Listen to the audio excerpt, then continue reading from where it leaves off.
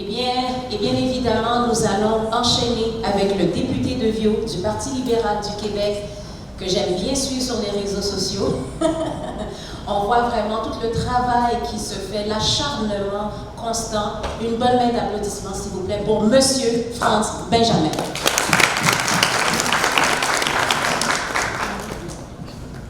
Merci beaucoup Myriam. Bonjour à toutes, bonjour à tous. Je salue quelqu'un pour qui j'ai beaucoup d'admiration pour son parcours professionnel comme médecin, mais aussi pour son engagement pour la communauté haïtienne. Je salue la présence d'André Arsenet parmi nous aujourd'hui. Donc,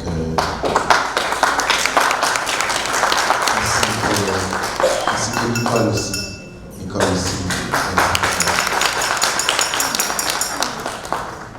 Docteur Brochette, j'étais très content de pouvoir saisir quelques bribes de votre conférence. J'ai pu comprendre un peu, de par votre parcours, de par votre trajectoire, cette facilité que j'ai toujours constaté que vous aviez à entrer en dialogue avec, non seulement comme médecin, mais aussi comme représentant de la communauté à différents forums internationaux, notamment auprès de la Croix-Rouge internationale, la Croix-Rouge canadienne. Alors, vous avez cette double compétence, médecin et diplomate. Donc,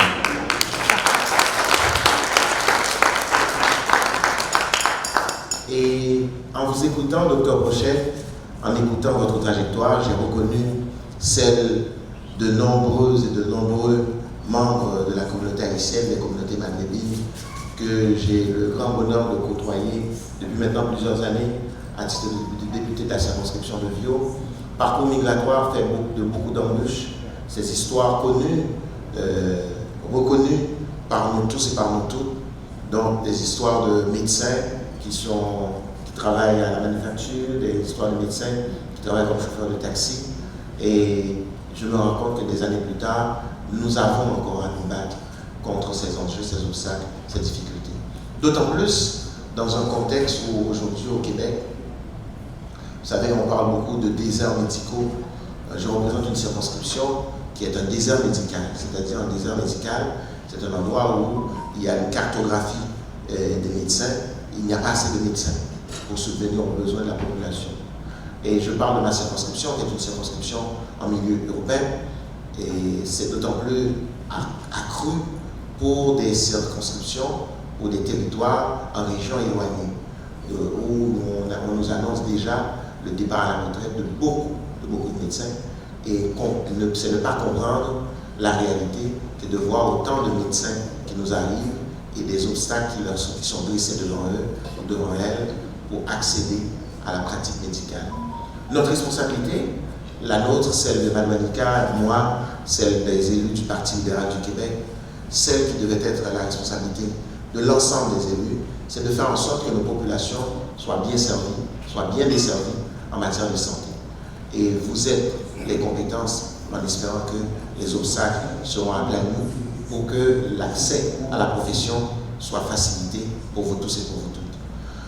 Souvent, quand je vais rencontrer des jeunes, que ce soit dans les écoles, dans les collèges, les universités, qui me posent la question suivante, qui revient presque toujours: est-ce qu'il y a une recette pour le succès? Je saisis très bien la formule du Dr Brochette, qui est non seulement une formule valable pour celles et ceux qui aspirent à une carrière médicale au Québec, mais aussi pour tout le monde, je crois. C'est-à-dire avoir un rêve, avoir un objectif, la persévérance. Et au milieu, si vous permettez, Dr Brochette, je vais insérer ceci: être bien entouré. Être bien entouré, c'est important. Lorsque vous avez un rêve,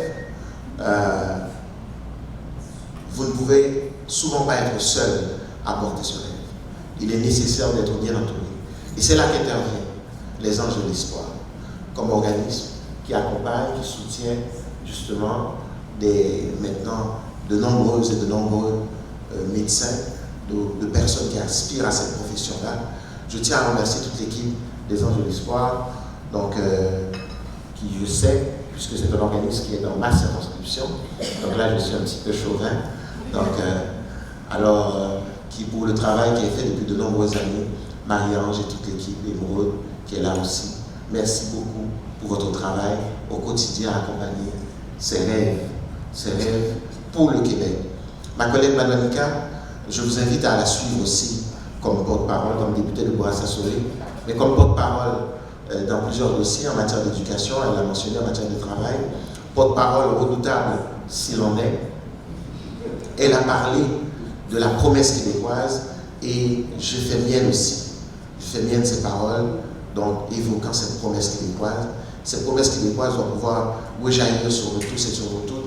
Vous qui avez choisi le Québec comme terre d'adoption, comme terre de vie, je vous souhaite bonne chance et n'oubliez surtout pas qu'à chaque rêve, il y a d'autres rêves qui y sont accrochés. Et ce que je souhaite le plus profondément de mon cœur, c'est que vos rêves à vous, vos rêves d'hommes ou de femmes, se réussissent, mais pour notre bonheur collectif à nous toutes et à nous tous. Bonne journée, donc, et je vous souhaite un franc succès dans vos parcours. À très bientôt. Merci beaucoup, député de Viau. Un grand merci. Merci à nos députés.